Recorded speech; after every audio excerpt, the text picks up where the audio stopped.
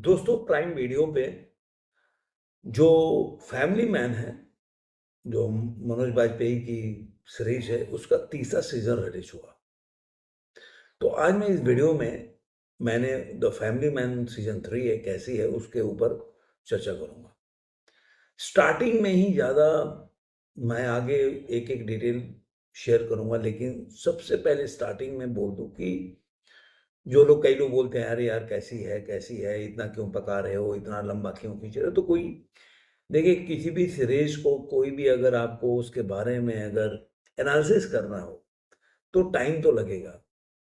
Yes और no में बोलेंगे तो मैं उनके लिए जो एकदम केवल एंड को पहले जानना चाहते हैं, मेरे नज़र में फैमिली मैन का जो सीज़न 3 है, बहुत ही मतलब बोल सकते हैं कि जिसमें ना स्क्रिप्ट है, किसी भी तारतम्य नहीं है, एक घटना से दूसरा घटना आपको समझ में नहीं आएगा।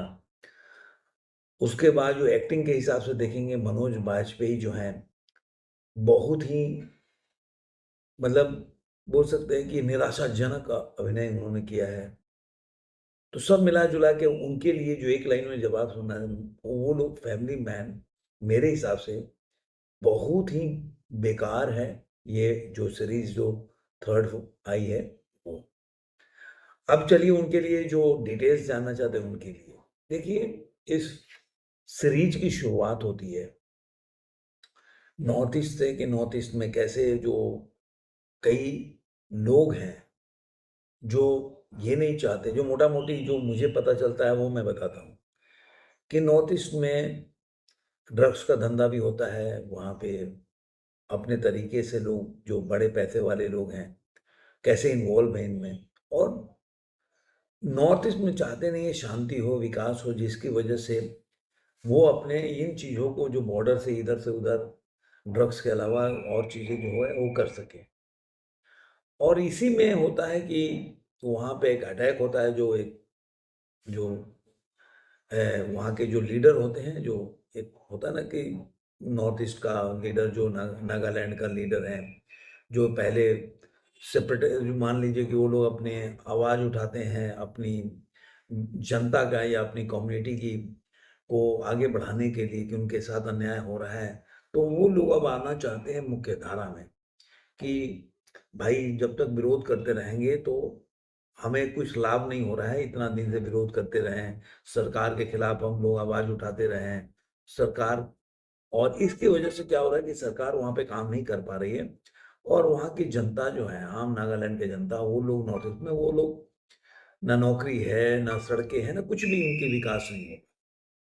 तो इस हिसाब से वो चाहते हैं लेकिन वहाँ पे एक ऐसा मतलब ग्रुप है जो चाहता नहीं है कि वहाँ पे शांति बहाल हो, तो वहाँ पे बम विस्फोट होता है जिसमें काफ़ी लोग मारे जाते हैं। और ये उसमें आता है कि जो वहाँ का एक दल है, जिसको माओवाद बोल दीजिए या जो भी बोल दीजिए, वो लोग के ऊपर ये आता है संगठन पे कि ये लोगों ने उड़ाया है, जबकि ऐसा होता नहीं है।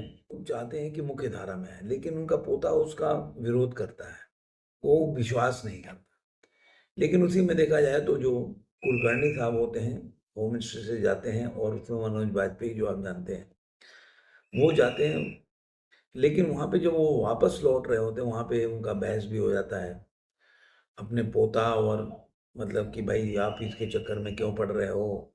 ये लोग आपको यूज़ करेंगे, कहीं भी आपका साथ नहीं देंगे और वहाँ पे काफ़ी आर्गुमेंट होता है, वहाँ पे चले जब वो रास्ते में आते हैं एग्रीमेंट साइन करने के लिए कि भाई नॉर्थ ईस्ट में कैसे जो इंडियन गवर्नमेंट है वहाँ पे इन्वेस्टमेंट करेगी और कैसे इन लोगों को मुख्य धारा में लाएगी। बीच में जो होता है, जो अहलावत हैं वो बने हैं, इसमें पहले वो आर्मी के कुछ होते हैं, उसके बाद वहाँ पे अटैक करते हैं वो। जो जयदीप अहलावत हैं वो अटैक करते हैं, उनको बाहर से फ़ॉरेन से फंडिंग मिलती है और वहाँ पे वो कुलकर्णी साहब जो कि मारे जाते हैं और वो उसमें मनोज वाजपेयी बच जाते हैं। ये मुझे लग रहा है पहला दूसरा एपिसोड में होता है। उसके बाद पूरी कहानी पूरा अगर देखें तो आपको केवल मनोज वाजपेयी को लगेगा कि आदमी को डिप्रेशन है, एक्टिंग नहीं जानता वो बंदा किसी एंगल से वो ऐसा नहीं लग रहा कि स्पाई है। जो स्पाई मजबूत होते हैं, डरा हुआ लगेगा कि बंदा को कोई ना कोई कॉम्प्लेक्स है अपने लाइफ में। अब क्या कॉम्प्लेक्स होता है वो उनके चेहरे पर दिखता है, वो आवाज़ नहीं निकल पाती, वो बोल नहीं पाते। और पूरी टाइम मैंने तो ऐसा घर नहीं देखा, इंडियन फैमिली में एक नया चीज़ शुरू किया कि वो बेटा अपने माँ को सूची बोलता है, नाम करके पुकारता है, बाप को कोई, माँ बाप को कोई इज्जत नहीं है। ये वो उसका जो अंकल है, चाचा है मान लीजिए, उसको जो पिताई का दोस्त है तो चाचा हो गया, उसको भी उसके नाम से ही पुकारता है। ये कहाँ पे होता है, मैं आज तक ये बॉलीवुड वालों से समझ नहीं पाया। जैसे मैं बोलता हूँ ना, पंजाबी कल्चर को दिखाना है तो ऐसे ओपन दिखाएंगे, माँ बाप से ऐसे बात करेंगे बेटे लोग कि मतलब जो दोस्तों से बात नहीं कर पाते वो बात कर लेंगे। आजकल बिहार यूपी की पिक्चरें बन रही है, उसमें भी यही सब दिखा रहा है कि बाप अपने बेटे से कैसे लड़कियों के साथ संबंध होने चाहिए उस पर बात कर लेता है। कई पिक्चर आपने देखी हो, तो इस तरह का इसमें दिखा है। वो मैं कह रहा हूँ कि 5वें एपिसोड, तो 3-4 एपिसोड तो निकल जाता है कि गुल पनाग का जब भी आता है तो गुल पनाग वही बोलती है, अब तुम्हारा what is your new plan. और वो हमेशा बोलता है इसके पीछे कुछ ना कुछ है। ये पूरा टाइम मनोज बाजपेयी, ये कई बार उनकी मुलाकात होती है, सेम डायलॉग।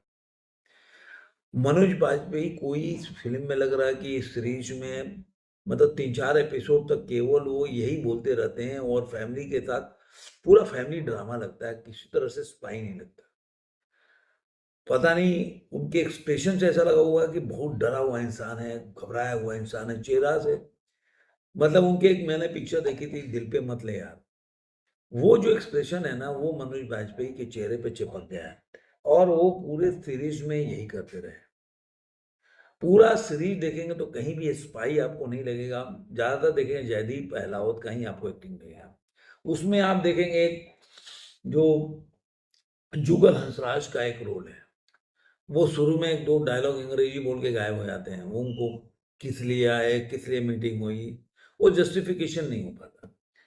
और जो निम्रत कौर हैं, उनका तो मुझे लग रहा है कि 2-4 उनको कपड़े दिया गया है, वही कपड़े में वही मैं शूट कर लिया है।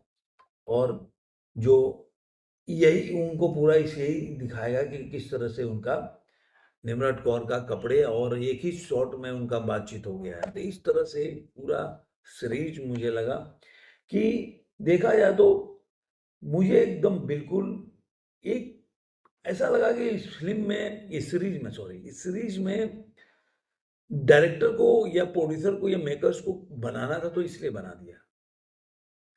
ना एक्टिंग है, ना स्क्रिप्ट है, ना कहानी है, कुछ नहीं है इसमें।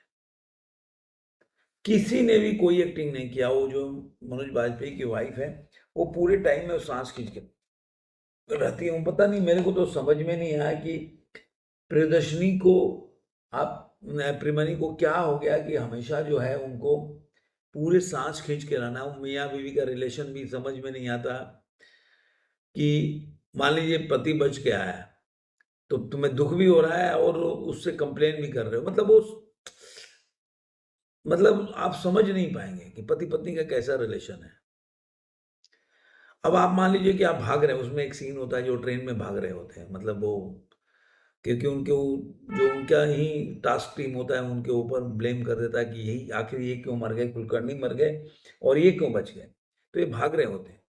तो कोई भी, ये बहुत ही सीरियस कंडीशन है, किसी भी बच्चा होगा कि भाई हम भाग रहे हैं और हमें पुलिस ढूंढ रही है, तो बंदा लोग बचे रहेंगे या कुछ आवाज नहीं निकालेंगे। वो लोग आराम से बोले अरे ये कोई आईडी कार्ड है, आधार कार्ड में ये नाम क्यों से।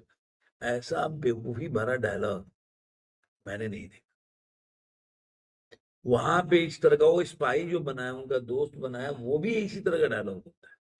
मतलब आदमी भाग रहा था है तो आदमी खुद ही उस समय उस टेंस में होता है कि सबका बेफालतू का सवाल कैसे कर सकता है। बच्चे तो ऐसे कर रहे जैसे पिकनिक में जा रहे हैं, अरे मेरा कैसे बना दिया, अरे ये नाम अच्छा नहीं है, ये नाम अच्छा होना चाहिए, इस तरह का बात। मतलब उसके बाद मैं टीटी को कभी नहीं देखा जब पूछने लगेगा आपको ये भाषा क्यों नहीं आती, आप यहाँ के रहने वाले हो, 1-2 लाइन पूछेगा उसके बाद चला जाएगा, उसके बाद काम नहीं है क्या। तो सब मिला जुला के बेफालतू बनाने के लिए बनाया गया है। वर्स्ट है सुरेश। बाकी आपको देखना है तो देखिए, मुझे तो वर्स्ट ही लगा। धन्यवाद।